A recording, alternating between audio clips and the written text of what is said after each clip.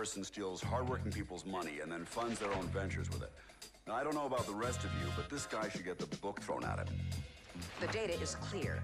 They've lost nearly 70% of their market value following the results of this investigation.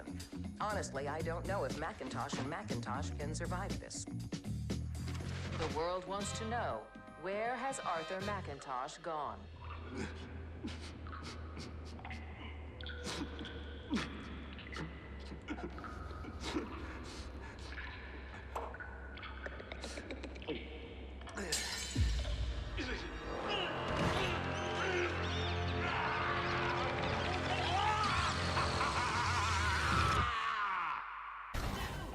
What's going on, guys? It's Vi here, and today, a very, very special video for you today. We're playing Infinite Warfare Zombies. Personally, in my opinion, one of the worst zombie games I have ever played. Well, it wasn't until that new Chinese map. I'm not even going to attempt to pronounce the name because I probably butcher it and offend all the developers. But what happened to a good old-fashioned, you know, nice, easy, simple map? You know, just have a few open areas where you could train. Nice open areas where you can train zombies. What happened to those? Did you forget about all the high round guys who, you know, like to go for high rounds? No, instead you made one of the most crappiest maps I've ever had the pleasure to play. Right? You made all these corridors that get you killed a hell of a lot. You made it super easy to go really far, which completely eliminates the point of going for high rounds in this game. Like, by round 5, you're set. All you need is Jug, Quick Revive, and one of your chi abilities. You don't even need a fucking gun. Like, who in their right mind thought this was going to be a good zombies mode? Like, what happened? Raven the Redwoods was an amazing map. It was class. Absolutely loved it. You had great atmosphere. It was like a horror, an old 80s horror. What you call it? You start off with nothing, just your bare hands. You can beat the zombies with your bare hands, or you can pick up a machete or an axe or even a fucking golf club, for fuck's sake. You could whack zombies with a golf club. Like, who doesn't want to do that? But no, then we come to this map, and it's just New York in the suburbs. You start off in the train station. What do you start off with? You start off with that stupid gun again. Mine's silenced, so it's even worse. And then you have to build up points. And then you get out. Raven Redwoods got 3 things really, really good, right? You had the atmosphere. You felt really scared and you were horrified. You were in a horror story. Because by round 12, what you call it, the slasher guy would come after you, and he was just OP as hell. He could just run into you and you're dead. That's game over. Especially if you don't go for Quick Revive. It would have been game over. And then, what else you got right with? You got the wonder weapons. They are just awesome. Vlad, I'm never going to forget you. You're a bit like Dreisendrack in a sense, but you were so good for taking out zombies. Like, you have the Thunder one that just blew them away into nothing. And then you come to this map. And how do you get the wonder weapon on this map? Oh, that's right. Every single time you play this map, you have to complete this really long, really tedious Easter egg, which makes you really think about how to play this game.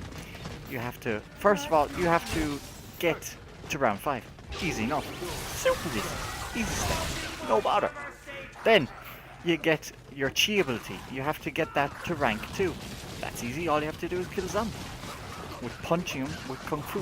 Sounds pretty fun to me. Then, you get your shuriken and you go around the map. And what do you do with your shuriken? You throw it at rat cages. And that's fair enough. You just throw it at rat cages. No, that's not how it works here, folks. You throw it at your rat cages, and the rats will go off to another cage. And then that rat, after you throw your shuriken at that cage, will go to another cage. And if you get that pattern wrong, you have to start from the beginning. I got to admit, the Easter egg, if you do complete it, which I have done, is fairly good. It's very long. Very, very long. So you must be prepared to be able to sit down and really get into it. Because there's Morse code. You have to get out your phone and do Morse code. It was top notch. I like the Easter egg steps, but they were super tedious because you have to do it every time to get the wonder weapon. And what the wonder weapon is, it's fucking amazing. It's a katana. And you can double pack-a-punch that katana to have a special ability, and you just slice through the zombies. And then you, when you do the upgraded version, you just shoot out a burst from it. Every time you knife, you shoot out a burst, and it's like a dragon from the dojo. And it just comes at the zombies and wipes them out completely, which was really good. I really liked that. But did I like the fact that you have to do the Easter egg every single goddamn time to get it? No. So, this is probably going to be my last Infinite Warfare Zombies video for a very long time, unless they come out with something absolutely amazing next time. But thankfully, that is not the only zombies we're going to be getting this year. Thankfully, tomorrow, there's going to be a reveal stream on a very famous YouTuber's channel called JC Backfire. You should probably check him out. Probably subscribe if you want to get the information. He's going to be doing an interview and a live stream with the zombie head himself, Jason Blundell.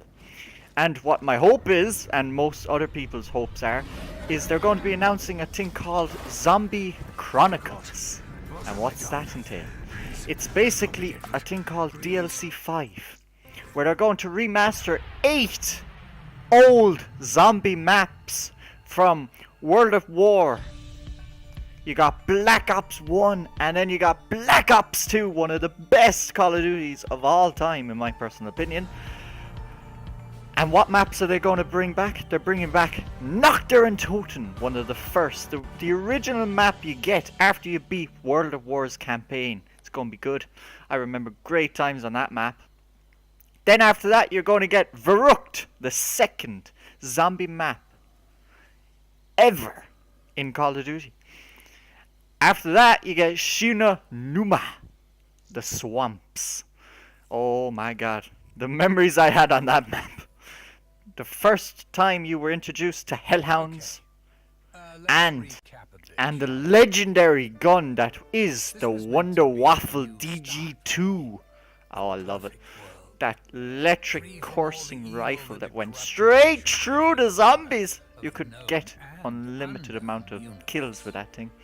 Just get a horde together in the water. They're slowed down. You jump around, do a bunny hop, and then shoot. Zzz, and they're all dead. It was beautiful. Now we go on to Black Ops 1. What maps do you think are coming from Black Ops 1? Well, they're bringing back one of my personal favorites. It's one of my all-time favorites. It's very classic map, like it's very bare bones, but it was so good at the time that I played the absolute shit out of it, and I loved it. And that is Kino der Toten, one of the most iconic zombie maps from Black Ops 1.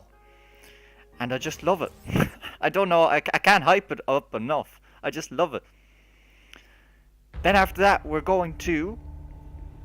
Which one is it going to be? We're going to go to the mythical place called Shangri-La. Ooh. Everyone loves that map. I hate that map. I'm gonna say it out right now. I absolutely hate that map. You have those... Well, to be quite honest, you have a lot of those sort of things. You have the Shrieker zombie, which just is a... I can't even... there's no words to describe that zombie. It just screams. Just screams. There's nothing else it does. It just screams. Shakes the screen. and it throws you off, especially if you're doing a high round, which I have done and did not succeed in doing. Then you have the napalm zombie, one of my least favorite zombies of all time. He just walks around, flames, leaves flames everywhere, and if he gets close, your screen goes red with flames. And if you kill him and he's close to you, he'll explode, making all the zombies around him go on fire, which is always a great thing. You always love zombies that are on fire. It's always great to hear, you know. But I did love the Easter egg. It was one of the best Easter eggs I have done, and it was really good because I liked Brock and Gary. They were just two funny guys during that Easter egg. It was just too good. After that, we're going to go to the Russian Cosmodrome, and you know this map. You should know this map. It is the only one, Ascension, where the original story of the Thunder Gun originates from. This is where it's supposed to be found in this map. It's not.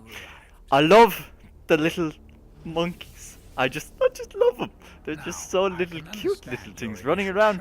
They love taking your perks though. You really have to watch out for them. And I really liked the Easter egg with Gersh. Yep, Gersh. I completely blacked out then. I really enjoyed using, what was it, the Gersh device. They were really fun. And one of my favorite things to do on that map was dolphin diving off the stairs in the middle, where the middle part is, just jumping off, diving into the horde of zombies and exploding them around. It was beautiful. And now we're going to the last Black Ops 1 map. I know it's very sad. We're going to this. We're going to moon, everybody. We're going to go to the moon. We're going to go back to where we found the MP device and that evil girl inside it. Dr. Maxis's little girl, Samantha, and that teddy bear. God almighty, those teddy bears. They give me nightmares, man. They just give me nightmares. It was such a good map. I really enjoyed it. I loved the astronaut boss. He was really good, because every time you played it, you'd have a different guy. Everyone, someone on your friends list would be known as the astronaut. And if it was one of your friends and you were playing with each other, it was really funny because you could laugh when you killed them. Yeah. So that wraps up Black Ops 1 with one of the best Easter eggs, blowing up the Earth. You're never going to forget doing that, ever. And Dr. Richtofen, oh yes, becoming the almighty, the all-powerful speaker in the zombie universe. And now, we move on to our final map, which is the one, the only, Origins. There is no words to describe how much I love this map. There is absolutely no words. You have one of the best settings for a zombie map, World War I. You have the best characters. You got Edward Richtofen. These are the young versions of Edward Richtofen now. Not the original, the young versions. You have Edward Richtofen, you have Tank Dempsey, Nikolai Belensky, and Tokyo Misaki, all sent to find out what is going on at this, was it Site 21, I think. I'm not too sure. Don't quote me on that. Not exactly too sure about that. But then you have all the World War I weapons. You've got the STG, you've got the MG, it's a big heavy machine gun. You have the Mauser, one of my favorite starting pistols of all time. It was just so good. Special Pack Punch, that thing was an absolute beast of a yoke. Then you had one of the best Easter eggs ever, because you actually had a cutscene at the end, which was so good, so fulfilling. Really made a lot of people rage though. When everyone found out it was a game, it just blew people's mind. They couldn't get it around it. I just knew it wasn't true. I didn't believe it. Didn't believe it was just a game. Never will, never will. And then you had the staffs of unlimited power. and my personal favorite was the ice. The ice staff was a little bit of a tricky upgrade to get to the unlimited master staff, but was worth it in the end. You could get to all types of high rounds with that thing. And the only downfall, I had two little downfalls on that map. Just two. Those big, annoying robots. I'll never forget their names. Freya, Thor, and feckin' Odin. How many times have you crushed me underneath your big steel metal boots? I can't remember. It's been a lot. It's been a lot. I have been crushed to oblivion with those boots. Especially when, although it is pretty good when you shoot their shoes, the light underneath the shoe just before you're about to be squished. It's really satisfying because you don't die, and I really enjoy that part. And then of course we have, yes, you guessed it, the iconic Panzer Soldat. By God, I cannot wait. I cannot wait to see him again and shoot the shit out of his face. Because one of the least favorite parts of that Easter egg, in my opinion, I don't know about everyone else's opinion, but in my opinion, is when you unleash the beast.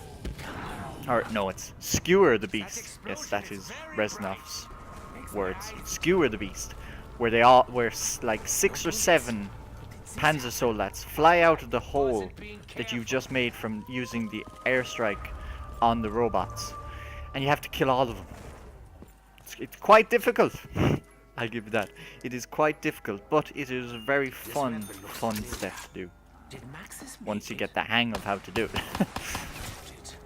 So for all those people watching right now, I have this to tell you. The reveal stream, is to go see it. It'll be live on JC's channel. So be sure to subscribe and you'll be able to see everything. And I probably will be covering all the maps tomorrow once you see it. Probably. Don't quote me on that. Adios, guys.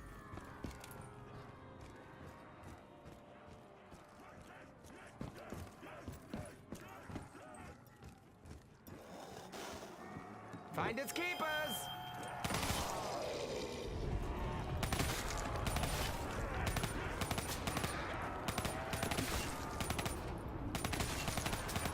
Double points! I will put my earnings in my rainy day fund.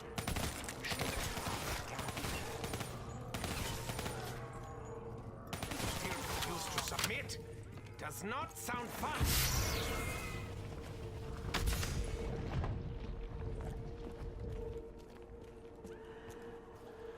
Let's just try not to think about all the terrible things that went on here. Yeah? It's not pleasant.